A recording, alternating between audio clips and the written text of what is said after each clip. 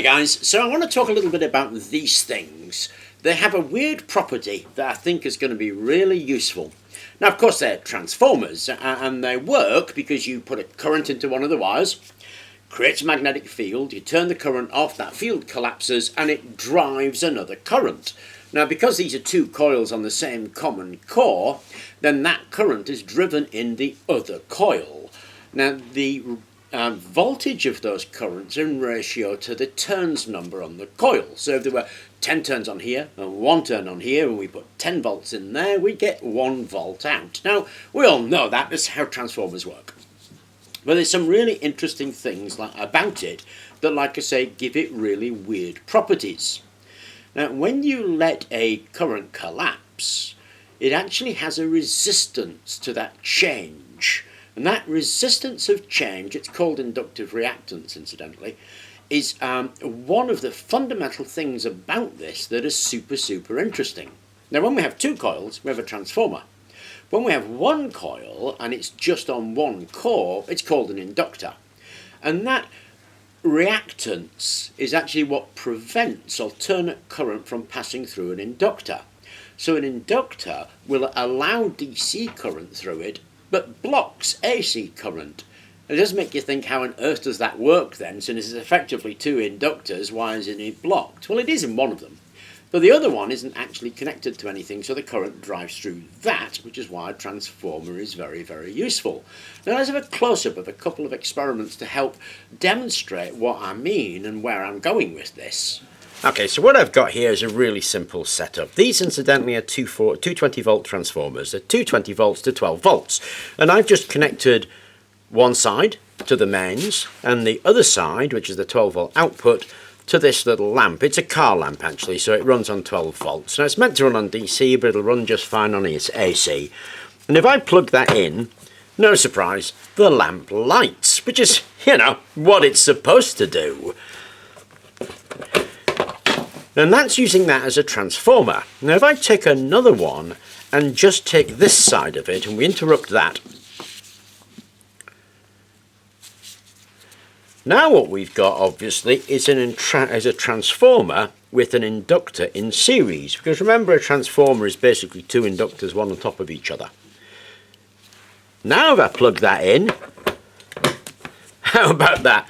Nothing at all. And it's nothing at all because that inductor is acting as a filter for the AC. If I put DC in there, it just pass through fine, but the alternate current is being blocked by the inductor and the inductive reactance. However, something really cool happens if I just short that wire. The lamp lights again. And you've got to ask yourself, why is that? Because I've shorted the other coil. Well, when it's collapsing, it's actually driving a current in here. And this one being shorted creates a magnetic field still in there. And that magnetic field acts to saturate the core and reduce the inductive reactance. And we can do that actually just by putting magnets on. So I've bunged a whole load of magnets. It's created a magnetic field in that core, and because we're reducing that reactive inductance, we've actually got a bit of light going through. So now some of the AC can pass. And it can pass because this magnetic field is more constant. Now if we put enough magnets there to saturate that, then that would light up fully. Now isn't that cool? I'm just a little weird. We can put permanent magnets in there to create a magnetic field, but of course this coil can be used as an electromagnet. So if we put a DC down here, it would turn the whole coil into an electromagnet, and we could use the change in DC voltage to saturate the core and control the AC that's going through there, the AC current. And that has, I think, great potential. Now of course we can't actually just do that because as it's an AC going through the other side, we would still get the potential of spiking. And this is a, 220 to 12 volt. So if we're spiking that 12 volt AC, we're going to get 220 on this line. So we have to do something about it so that we only put the DC in there and don't have that AC interference.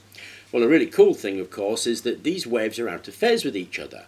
So if we use two of these and we connect them up, then we should be able to cancel out the AC that's been induced by the 12 volts on the other side and only put DC in it. So let's build that circuit. Okay, so that's what it looks like in reality, these three transformers, this being my 12 volt supply and these being my control. Now the circuit looks like this. Okay, so here is it all laid out. That's my supply, these are my controlling transformers, there's my light, here's my resistor, and if I twiddle that resistor, I can control the light. Isn't that cool? Now, we're not using this resistor to control the flow of current from the AC side of stuff. What we're doing is using it to control the strength of the magnets that we're creating here, as these are electromagnets. That magnetic field strength is what controls the current going through the lamp, which is why we can brighten and dim it.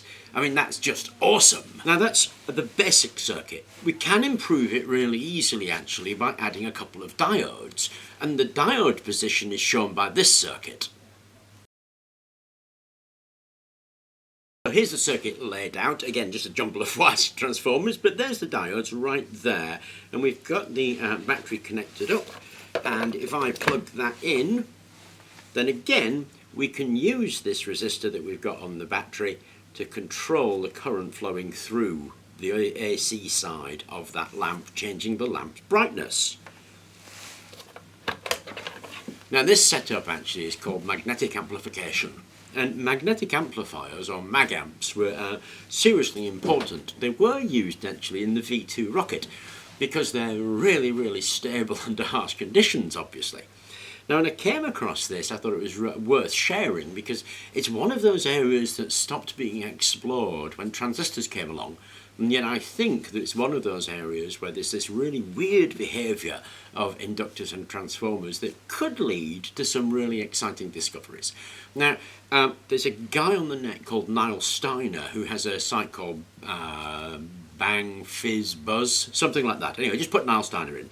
And he's done a lot of work on these magnetic amplifiers, including building an audio amplifier without any transistors. I thought that was awesome, and I may actually replicate that. But I thought I'd introduce this idea to you of magnetic amplification. Hopefully it was of interest and you enjoyed the video, and thank you very much for watching.